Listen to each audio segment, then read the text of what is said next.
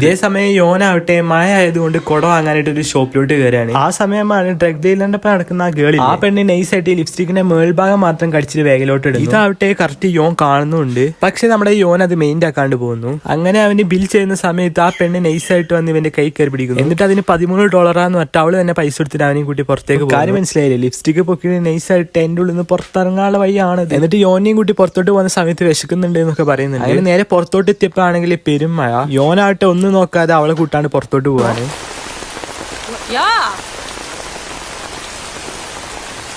എന്ത് സ്വഭാവമാണ് എന്നെ കൂട്ടാണ്ടാണ് പോണേ. അങ്ങനെ യോന് വേറെ വഴിയില്ലാതെ അവളെയും കൂട്ടി പുറത്തോട്ട് പോവാണ്. ഇവളൊരു ഓസി ആയതുകൊണ്ട് തന്നെ ഇവന്റെ ഓസിൽ ഫുഡ് കഴിക്കും. നമുക്കറിയാം ഇവള് ആ ഡ്രഗ് ഡീലറിനൊപ്പം നടക്കണേണ് എന്ന്. പക്ഷെ അത് യോന് അറിയില്ല. യോന് പുറത്തോട്ട് പോട്ടെ എന്നൊക്കെ ചോദിക്കുന്നുണ്ട്. ബട്ട് അവളാണ് അത് സമ്മതിക്കുന്നില്ല. ഞാൻ ഒറ്റയ്ക്ക് ഇരുന്നിട്ടുണ്ടെന്ന് പറയാം. അവളായിട്ട് അവളെ നമ്പറൊക്കെ കൊടുക്കുന്നുണ്ട്. കാര്യം എന്ന് മനസ്സിലായില്ലേ? ഇതുപോലെ പുറത്തോട്ട് ഇറങ്ങുമ്പോൾ ഫ്രീ ആയി ഫുഡ് ഞണ്ണ. അങ്ങനെ ഫുഡ് കഴിച്ച് പുറത്തോട്ട് അവളാവട്ടെ നന്ദിയൊക്കെ പറയുന്നുണ്ട്. അപ്പോൾ തന്നെ വേറെ കോള് വന്നുകൊണ്ട് തന്നെ അവള് നൈസായിട്ടാണ് സൂട്ട് ആവുന്നത്. ഇതേ സമയം മറ്റൊരു ഭാഗത്ത്